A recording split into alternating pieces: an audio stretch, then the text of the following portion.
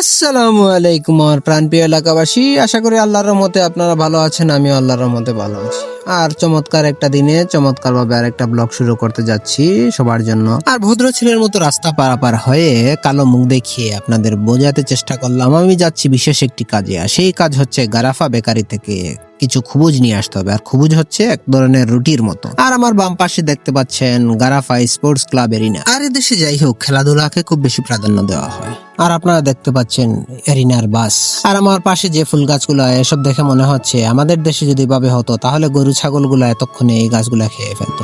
তারপরে চলে এলাম বিশাল রাস্তার পাশে। আর রাস্তার পাশে তাড়াতাড়ি পাড়ি দিলাম, কারণ যদি তাড়াতাড়ি পাড়ি না দিই তাহলে আটকে যাব আমি। তাই জীবনের ঝুঁকি নিয়ে পাড়ি দিয়ে চলে এলাম মরুভূমির পাশে। আর আপনারা বলতেই পারেন যে আমি মরুভূমি দিয়ে কেন যাচ্ছি, আমি তো রাস্তা দিয়ে যেতে পারতাম। কিন্তু ভাই, এটা হচ্ছে শর্টকাট, আর আমাদের মতো মানুষ শর্টকাট গুলাই বেশি পছন্দ করে। ভয়ঙ্কর মরুভূমি পাড়ি দিয়ে চলে এলাম ভয়ঙ্কর রাস্তার পাশে, এবং আশেপাশে দেখতে পাচ্ছেন ভয়ঙ্কর নীলতিমিদের বাড়ি। আর আমি কি বলছিলাম আমি নিজেই ভুলে গেছি। বের বের বের বের চলছিল আমার মুখের মধ্যেই, থামতেই আমার বাধা নেই। আর আপনারা দেখতে পাচ্ছেন আমি চলে এসেছি অলমোস্ট গারাফা বেকারির পিছনের অংশে। আর আপনারা বলতেই পাচ্ছেন চুরের মতো আমি পিছন দিয়ে যাচ্ছি কেন? আরে ভাই, সোজা আঙ্গুল দিয়ে ঘি না উঠলে আঙ্গুল কিছু বাঁকা করতে হয়। আর আমি পিছনের রাস্তা দিয়ে যাচ্ছি কারণ তাড়াতাড়ি যেতে যাচ্ছি। আর আপনারা দেখতে পাচ্ছেন আমি বেকারির পার্কিং এ চলে এসেছি। আর এটাই হচ্ছে আল গারাফা বেকারি।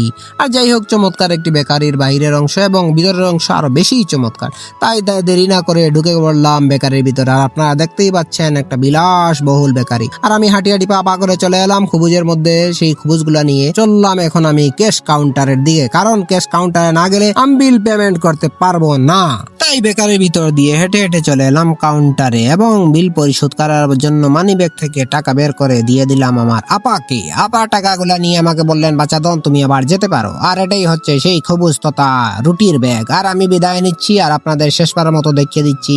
এবং চমৎকার এলাকা থেকে এখন বিদায় নিয়ে আবার হাঁটি হাঁটি পা করে চলতে হবে, কারণ আমি হেঁটে যাচ্ছি সেহেতু সেই একই রাস্তা দিয়ে যাব। তাই এখানে আর কোনো ব্লগ করার প্রয়োজন নেই, আবার আপনাদেরকে দেখানোরও কোনো কিছু প্রয়োজন নেই।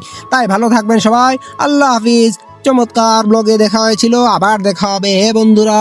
আসসালামু আলাইকুম রহমতুল্লাহ বারকাতুহু, মাগফিরাত ওয়া জান্নাত ওয়া নাজাত।